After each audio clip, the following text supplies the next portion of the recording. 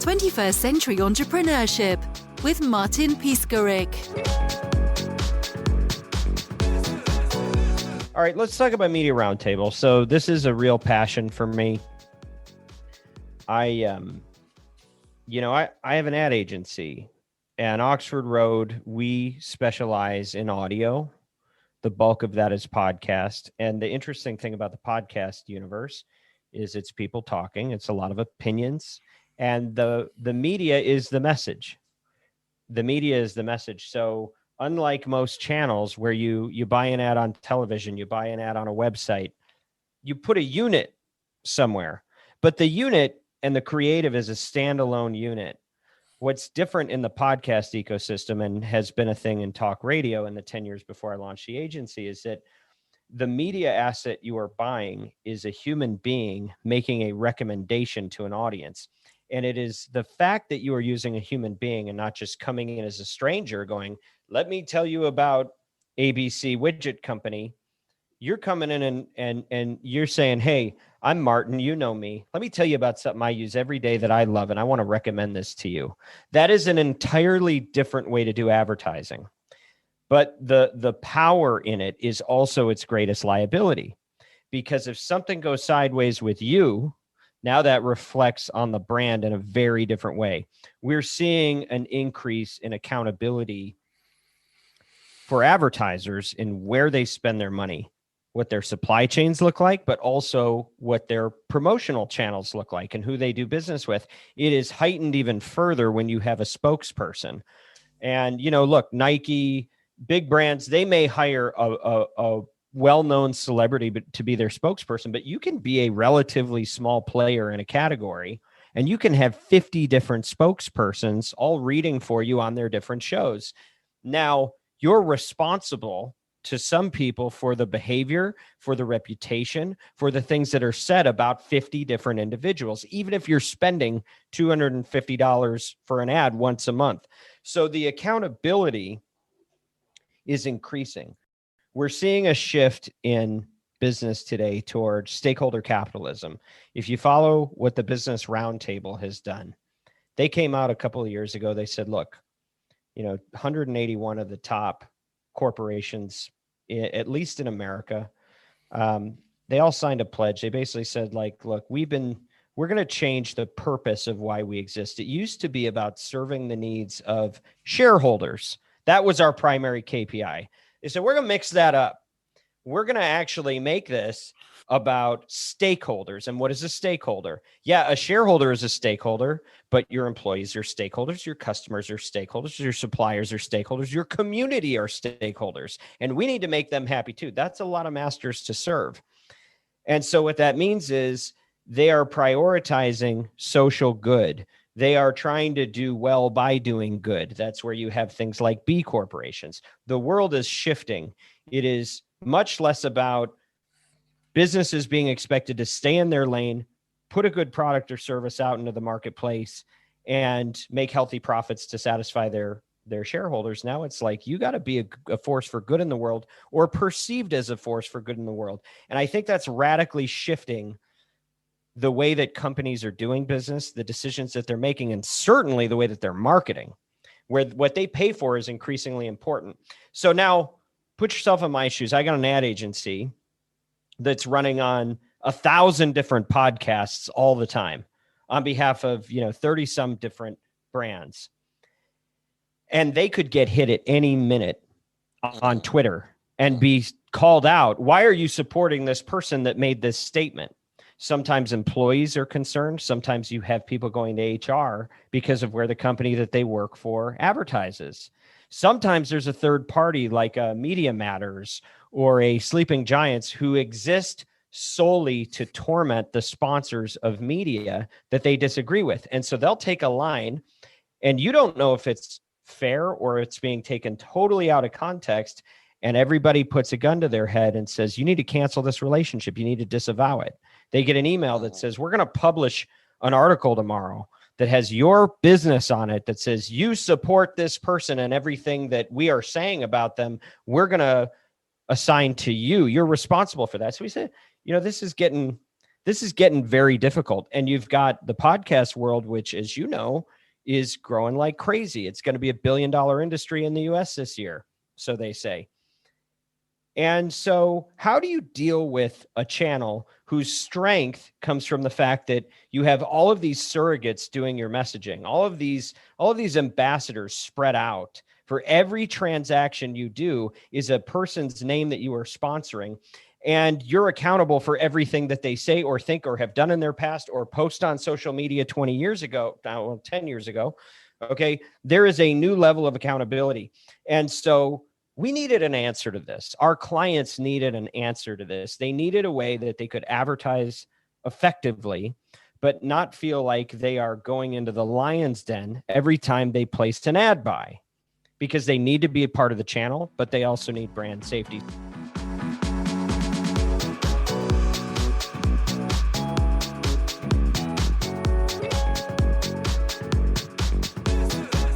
If you're an advertiser, you want to acquire new customers, you want to nurture the relationships with the customers that you have. But what happens when your ad is placed somewhere that is adjacent to a story? Nobody wants their ad running next to the plane crash, particularly not an airline, right? But that's an extreme version on the spectrum, but it could go all the way to, we've got an audience who has very progressive values. Now, one of the ironic things about this, look, I worked in talk radio for 10 years before starting Oxford Road in 2013. I was in the talk radio endorsement business. That's what we did. It was the most effective impression you could get, but it's also one of the most dangerous things you do. So when agencies would place buys on local radio stations, they had a do not buy list, because big brands didn't want to expose themselves to the potential for controversy. There's a lot of advertisers that would never touch Howard Stern. There's a lot of advertisers that would never touch Rush Limbaugh. And we saw things pop up, maybe once or twice a year, you might see some dust ups. Well, now they're happening every day. I mean, literally, I've had 3 incidents that I've either people that we work with or people that we are involved with directly on a campaign where there was an issue of controversy. 3 times in 3 weeks, I saw this happen. Really? What kind of controversy? Well, so here's one thing I don't do. I don't name names. And a big part of what you're going to learn about media. Yeah, sure. There's one network where their hiring and firing policy is being contested in court. And there are a lot of implications about how they do business that are going to be in direct conflict with the stated values of the types of brands that sponsor podcasts. Podcasts are very progressive generally. They have been historically. The things that often work the best for a performance marketer, oftentimes are on the right. So AM radio, like you turn on FM radio, you hear fun stuff, you hear pop, you hear Ryan Seacrest, very brand safe.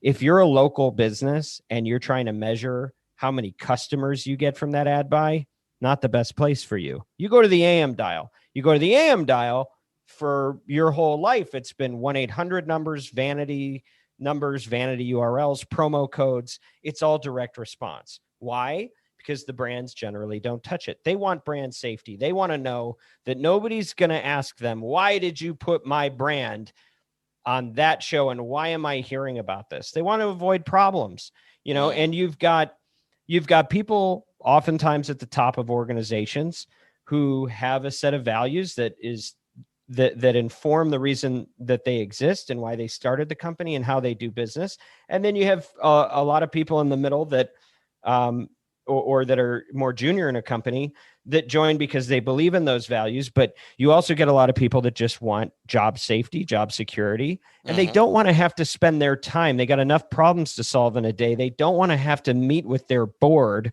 or their executives to explain why you expose their brand to this thing that's making them look terrible, right? Yep. They're patrons. Right. And so if the artist you're patronizing is doing something that makes you look bad, it's a problem. So brand safety is a big deal. And as we established with this shift towards stakeholder capitalism, it's reached a boiling point. It's never been like this. When media fragmentation happened through digital distribution, when I went to work for a radio station, there were 20 stations that mattered in one market, and you were only going to get to align yourself with what was on there if you were going to be in the channel. Now there are 2 million podcasts on the iTunes charts, in the iTunes library.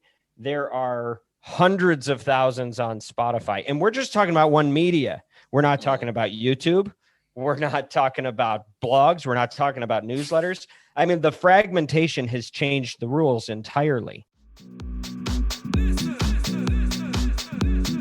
21st Century Entrepreneurship with Martin Piskarik. Let me get this back on track. So I'm in a business where I'm responsible for bringing advertisers to channels that they've never been to before.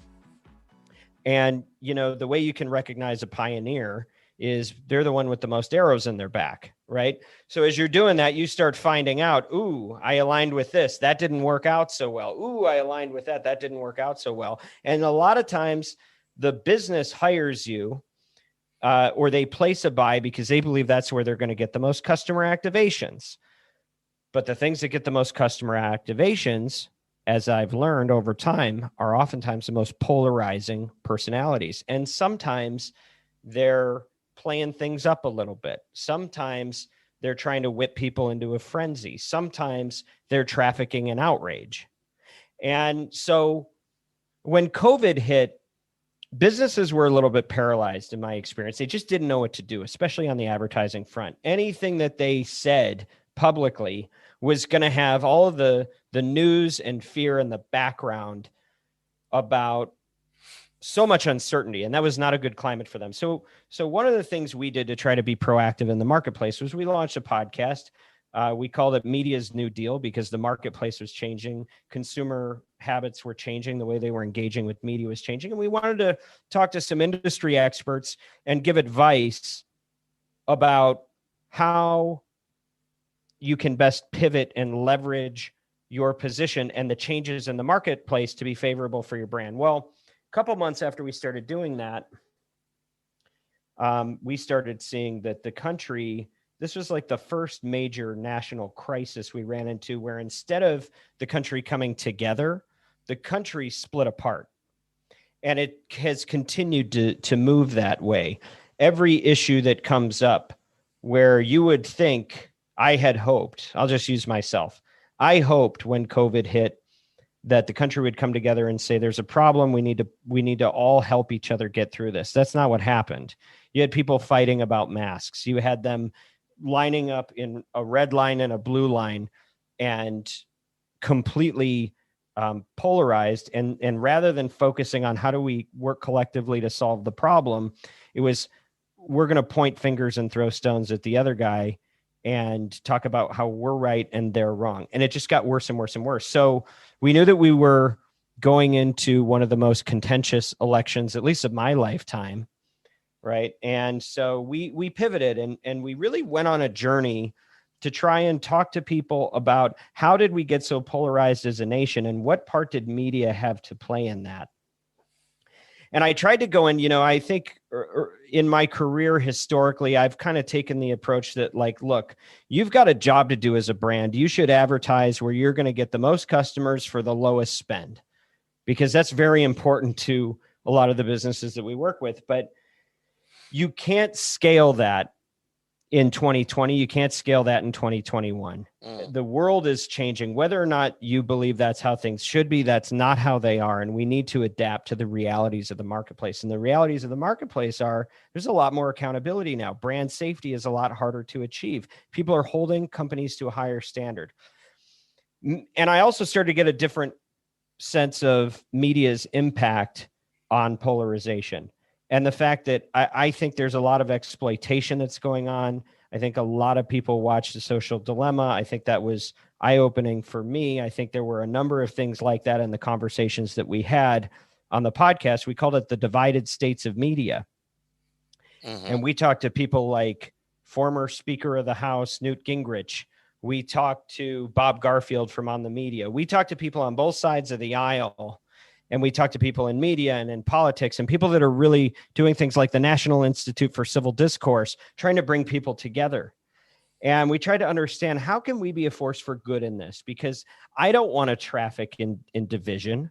I don't want to feel like I've got blood on my hands. And the people that believe in my company, I want them to believe in what we're doing. So I wanted to just have an open perspective, and I wanted to really hear what the arguments are from either side. And, you know, there's a lot of people in America who believe that it's us versus them, who believe that we're the good guys, the other guys are the bad guys, and if we don't defeat them, they're going to defeat us. And in media, that's a great business model, or at least it has been. It has unfortunately. Been. And and look, and it gets messy because I've worked inside of that system for a long time. Like I said, I worked in talk radio, right? And I like opinions. I'm an opinionated person. I've always been an opinionated person.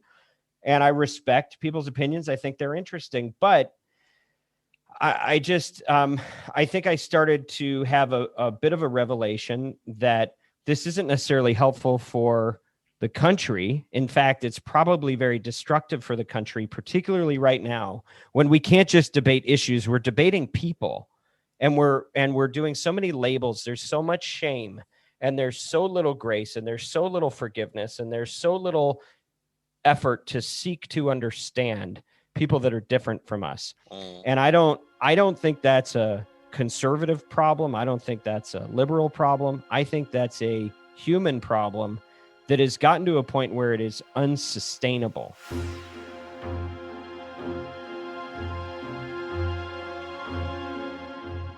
In addition to the fact that I started realizing that this is problematic for the country and for our way of life, I also saw it's just not sustainable for businesses. And every solution that I see in the marketplace is trying to work on the brand safety issue. You've got, you know, things like keyword blocking, and everybody wants AI to solve their problems. It's not going to do it. AI is not ready to solve this problem. Sure. So what happens is, you know, you have somebody that can't advertise on a major news network or any of their websites because it has the word shot in an article. And yet when they're talking about shot in an article, a lot of times this is because they're covering a basketball game, and brands don't get that, right? Like there's no nuance. The robots are not doing nuance yet. Will they get there? Probably, but it's not where we're at, right? And so every solution that we saw that is out there is really about reduction. It's about avoidance. And that's the better version. That's just for brands that are trying to be mindful. Where it gets even worse is when it becomes part of the shame cycle that we're in as a country. And it's really about somebody accused somebody else of being a certain way. And so you've got to distance yourself from that individual. And so you have organizations that are incentivized simply to call out others and not look for context, not try to hear what they really mean, not confront it, not follow any type of due process. They're there to shake you down as a marketer until you retreat from supporting this program, or else I'm going to do something that harms your reputation in the marketplace. And that's really problematic too. So I didn't see anything that was helpful. And what we really, wanted to do was have a solution that would work for our clients. And as we started to move toward what does that actually look like, which I'm going to describe to you, but as we started to move towards what that actually looks like, we found that it's an industry-wide problem that's going to require an industry-wide solution to be even more effective. We've got some tools now that can help a business reduce their risk when they advertise. And look, I don't want to quote a specific number, but we can drastically reduce the risk. But I think if we reduce it to that only, if it's only about risk avoidance, we're not really doing our jobs here. I think we're just phoning it in. I think we're all being, we're being scared. And I don't want to just operate out of fear. I want to also move the needle in a positive direction. So the whole point of the Media Roundtable is to say things are coming apart here. Nobody's listening to each other, and everybody's defensive and accusatory. And so rather than piling onto that problem. We're going to point up. We're going to find a way to measure content using human judgment, knowing that it's not going to be perfect, but knowing that it's going to be better. We're going to measure content based on bias and reliability. And we're going to say, let's reward good actors. Let's move the carrot. Let's have the money follow good journalism. Let's advance truth and civility. And yeah, in the course of doing that, you're going to find out where there's bad acting going on. But this isn't about calling out bad actors. This is about showing what good looks like. And if we can show that it's profitable and that brands can support good acting, other people are going to follow suit. We're going to raise the bar. So this is about having a vision to do better as an industry. This is about having a strong fourth estate. You know, the beauty of journalism in America is that its job is to hold power to account. But when you've got media that is fragmented, but along party lines, and there's blue media and there's red media, and you can only promote accountability on one side of the aisle, you really don't have accountability at all. It's kind of worthless.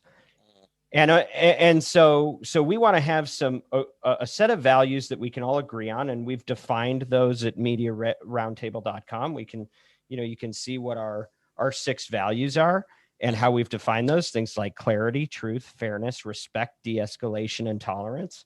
And we don't just mean those as puffery.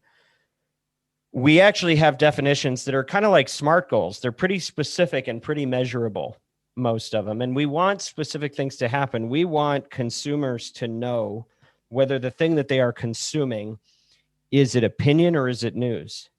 And if it's news, there should be some journalistic standards. You should get a perspective from both sides. You should let people answer for themselves. So much of what happens is it's just a bunch of opinion, and people don't really check the facts unless they're on the other side of the aisle. So nobody trusts it. And when you don't trust the institution of journalism, our trust in every other institution falls apart as well. If you look at the Edelman Trust Barometer that came out a couple of months ago, it was staggering. Mm-hmm. Nobody trusts the government. Nobody trusts the government. That's not new. But trust for media has never been lower. And trust in business has never been higher. And the irony about all that is, who is it that sponsors the media? It's business, right? Business owns it. Business is supported through ad dollars. And so what we don't want to have happen is that all the free journalism that you can get is hidden behind a paywall and only available to the people that can afford it. And everybody else who can't afford to pay subscriptions for really good journalism is getting junk news. Mm-hmm. And so what we're trying to do is walk this thing back. We're trying to align on values and propose a process that advertisers can use to incentivize truth and civility. And by doing that, their brands are going to be better. They're going to have a stronger business. They're going to have more trust. And you know what? The places that they're advertising are going to become more trusted. And so it's an ambitious vision, but I can tell you one thing, I haven't heard a better idea yet. And, look, I got a lot to do in the day with an ad agency. It's a service business. It takes a lot of time. This is it's a labor of love, but it's very necessary, and we've got to start somewhere. And so this is what we're doing.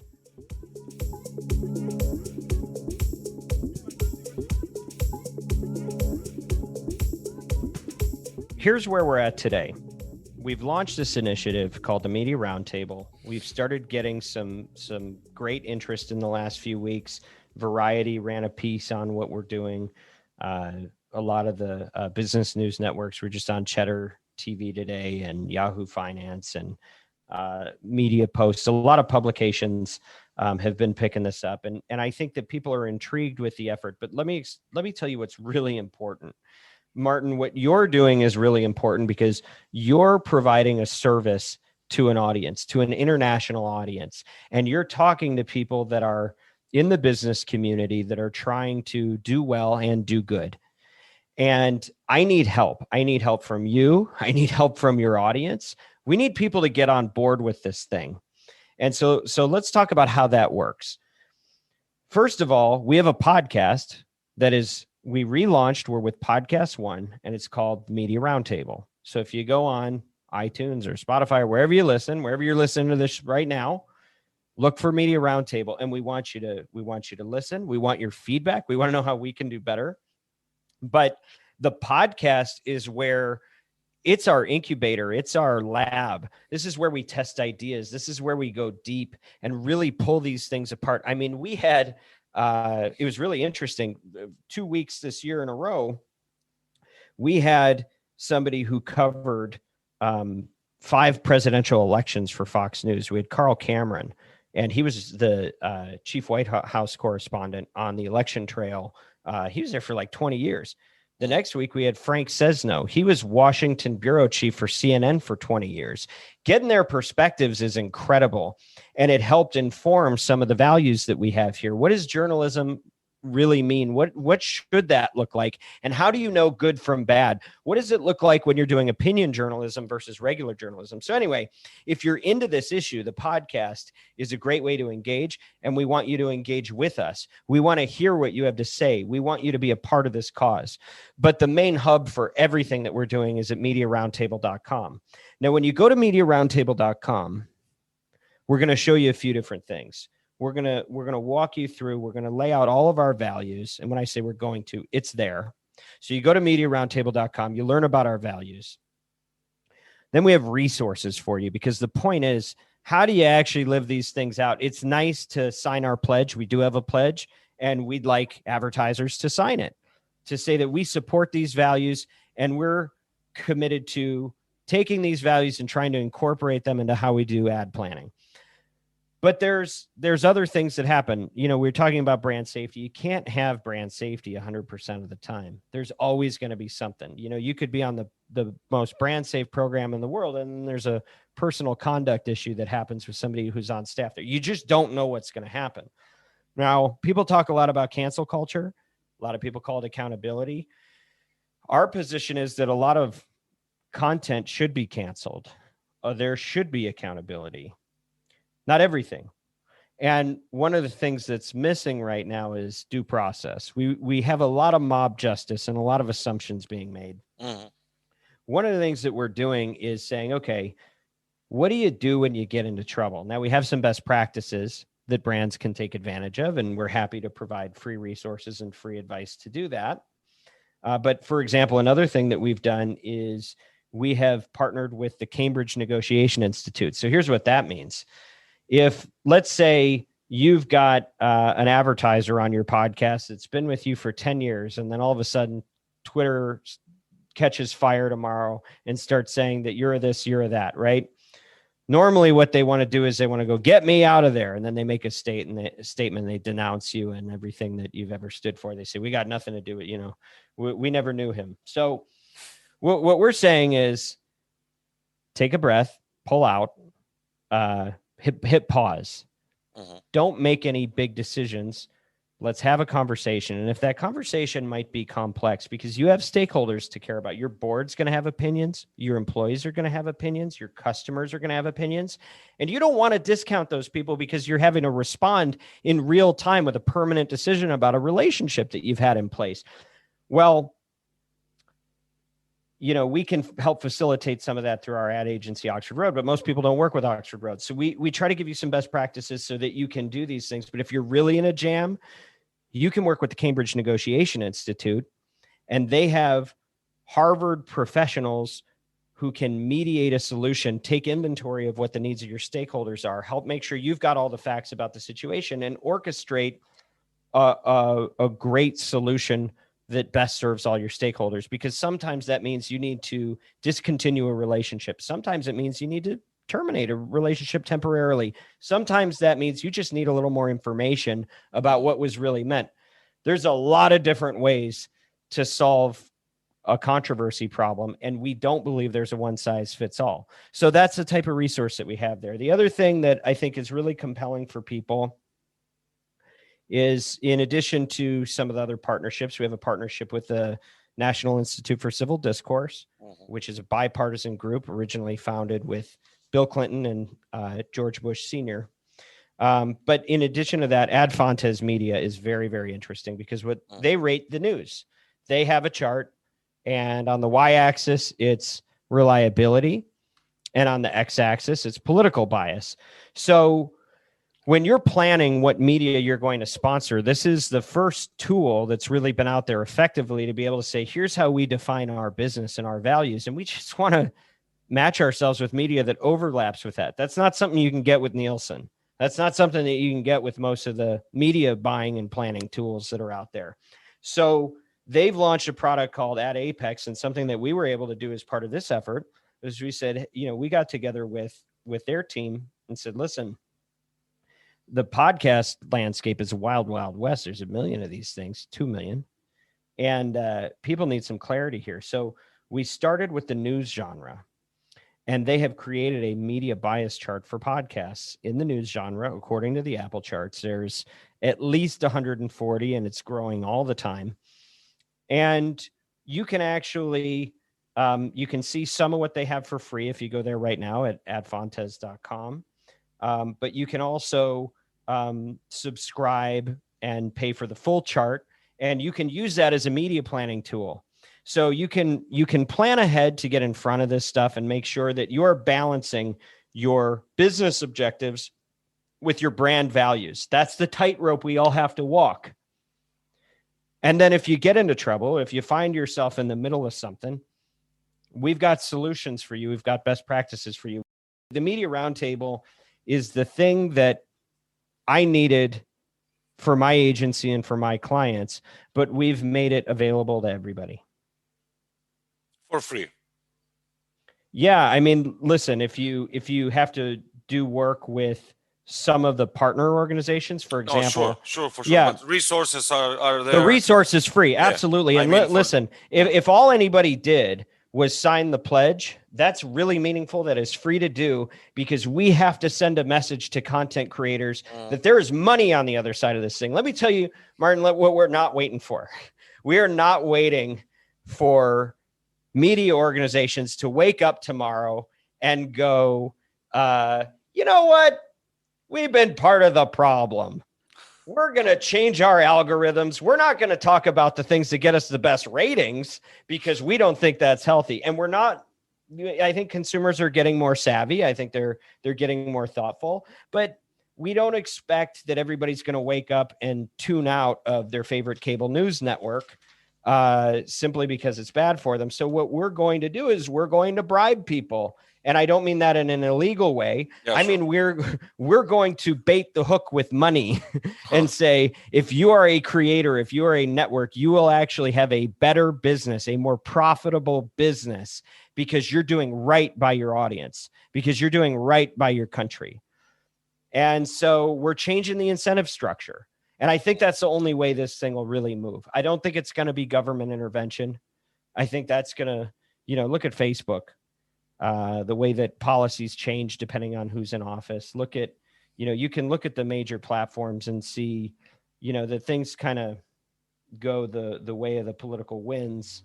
But that's not necessarily actually going to be a solution that helps. We think that aligning with the interests of a business, which at their core have to be financial, we think that's going to actually result in the most good for society and the best for their business.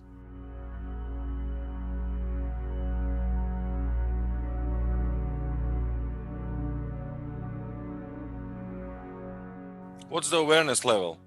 This is a new conversation, right? I think people started really getting fed up with polarization in 2020. I think we started to really feel the pain, and I think people are being more thoughtful now. I think that's starting to permeate, Netflix putting out The Social Dilemma. I think that was a big moment for kind of exposing how the sausage is made in some of these things. I think it takes something like that, a cultural event, to kind of light the fire that, eventually spreads and where you really see change, right? I think that was a big moment. I think people just, not being able to talk to their family over the holidays because if it wasn't from social distancing, even on a Zoom, because everybody's spitting their talking points that they got from their favorite media channels, and they all have different versions of truth. I think a lot of people are going, this is crazy, right? So I think there's a lot of exposure that's happening. I can tell you that specifically in the podcast ecosystem, we've seen some recent coverage come up. New York Times had a piece within the last couple of weeks identifying some of the lack of oversight. We had FCC for a long time governing what was going to actually get distributed to the masses. We don't really have that right now. At least that's not a factor. And so I think there's increased awareness about this. I think The Verge had an article about it recently for the podcast industry. And so I think people in the industry are becoming aware that, like, look, there's a lot of opportunity for misinformation. There's a lot of opportunity for polarization. People like to throw around words like misinformation, disinformation, fake news. And I think those are important concepts. But what I hope that people don't miss is that you may not be inventing facts, and you may not be reporting everything that you do, but you may be persuading in ways that are intellectually dishonest, or not holding yourself to account, or holding people that have a different perspective than you to a standard that you don't hold yourself to. So I think there's a real lack of intellectual honesty. And I think that people are becoming more conscious of that. I think as far as the Media Roundtable, when we launched the media bias chart, that may have been a bit of a shot across the bow. I know that a lot of people in the industry are talking about it and going, is this something? Where do we rank on this thing? Does it matter? Does anybody care yet? But I'm here to talk about it because it does matter, because people do care. And we need people to care, because the path that we're on is not a good one. The path that we're on is not working, and we need to change something. And I think that, this is a hard path, but I don't see another one. 21st Century Entrepreneurship with Martin Piskarik. Thank you for listening to today's episode.